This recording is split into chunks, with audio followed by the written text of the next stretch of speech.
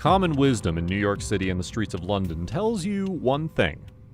Don't fuck with the Albanians. Points in my life where I had real people trying to kill me. And I'm talking about real people. I'm talking about Albanian gangsters with murder charges.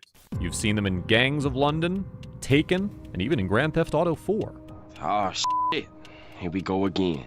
But what really is the Albanian Mafia? And what's it like being a member? Stay tuned as we take a look inside the life of an Albanian Mafia member. You'd think that the Albanian Mafia operates differently than Cosa Nostra or the Sicilian Mafia, but you'd be wrong. The Albanian Mafia has evolved over the last 80 years, and doesn't just consist of ethnic Albanians. From what we know about their activities, the entire Mafia is made up of families, ranging from Albanians, to Serbians, to Macedonians, and even Greeks. They have clans spread across the world, including Australia, Europe, the United Kingdom, and, more famously, the United States. And they're almost impossible to infiltrate. Even the ones in New York City are said to be too widespread to penetrate, and that's according to the FBI. They're just too secretive and operate with surprising criminal savvy.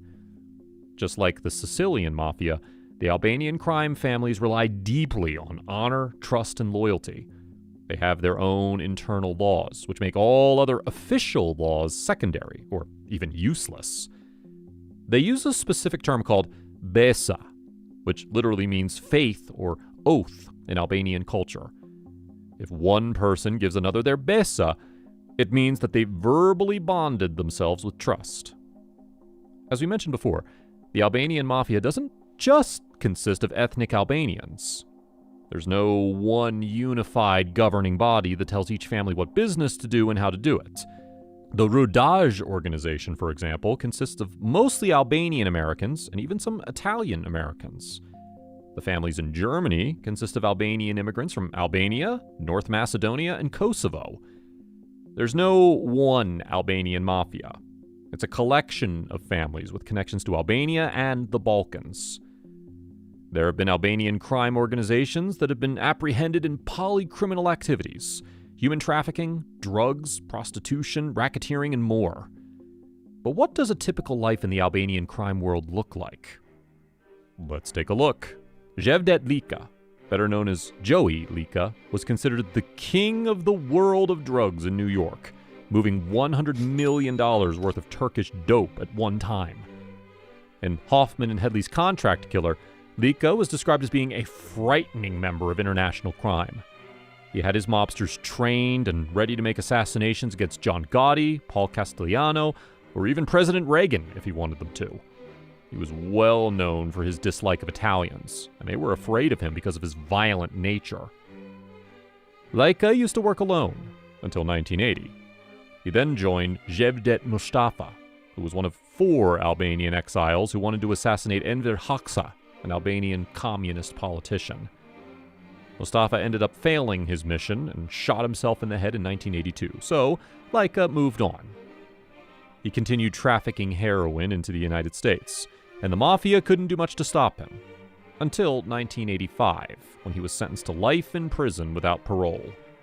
At the time of his sentencing, Lika had transported over $125 million worth of drugs from the Balkans, Yugoslavia, and Turkey, and pumped it into New York, California, Texas, and Illinois. At his trial, Lika was joined by his Albanian relatives. And it's even reported that Rudy Giuliani, who was overseeing the trial, was sent death threats by Lika's father. To try and make the charges go away, Lika issued a $400,000 contract to Giuliani's prosecutors. In a statement later on, Giuliani noted that it was the first time in his life that his life was threatened by a defendant.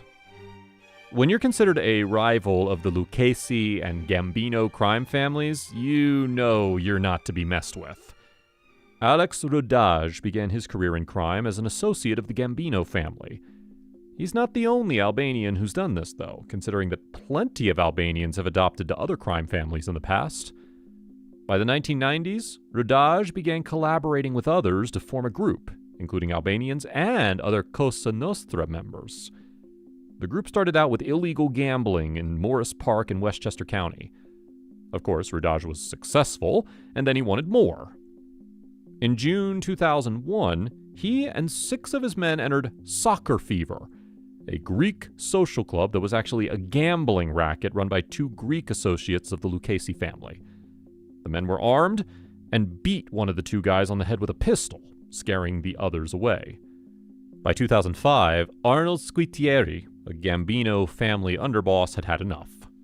He decided to have a sit-down with the Rudage Corporation at a gas station in New Jersey and arrived there with 20 armed Gambino men, while Rudage arrived with 6. According to the legendary undercover FBI agent Joaquin Garcia, Squitieri told the Albanian mobster, "You took what you took and that's it, or there's going to be a problem." The Gambinos outnumbered the Rudage Corporation 20-6. And Alex's solution? Blow up a gas tank if a gunfight happens. But none of them had to die that day. A year later, all the main players involved in the sit-down were in prison. As far as we know, Dobroshi is currently living in Kosovo, and his wife and 2 children live in Prague, far away from him. But the Kosovo Albanian crime boss was in the 1990s one of the most powerful heroin and arms smugglers in Europe. He was so prolific, in fact, that by 1993 he was captured in Norway, and in 1994 he began his 14-year sentence in Ulesmos prison for trafficking heroin in Norway as well as Sweden and Denmark. But he couldn't be kept behind bars for too long. He and his associates pulled off a well-coordinated operation in 1997, and he managed to escape from Ulesmos. He chose the Czech Republic as his new place of residence, and instead of living a quiet life, he quickly dominated the Albanian drug mafia there. A mere 2 years later, on February 23, 1999, he was arrested yet again in Prague and sent to a Czech prison. Sometime later, he heard rumors that there was a plan to assassinate him in his prison cell. But before that could happen, Dobroshi successfully extradited himself to Norway to complete the rest of his sentence. According to Bosnian authorities, Nasser Kelmendi was the head of a huge criminal empire. He was known as possibly the biggest drug lord in the Balkans, but he had a violent streak ever since his teenage years.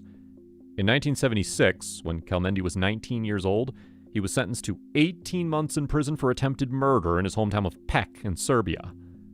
By the 1980s, he was free and smuggling gold and textiles into Kosovo from Turkey. In the 1990s, while the former Yugoslavia was under international sanctions, Kelmendi smuggled oil, tobacco, and drugs. From there, he slowly built his criminal empire. Kelmendi owned many businesses while he was active in the 1990s and early 2000s, including a cigarette factory and several hotels. The Balkan crime boss at one point was so powerful that Interpol stated that his organization had influence in Montenegro, Kosovo, Macedonia, Croatia, Serbia, Germany, and the United States.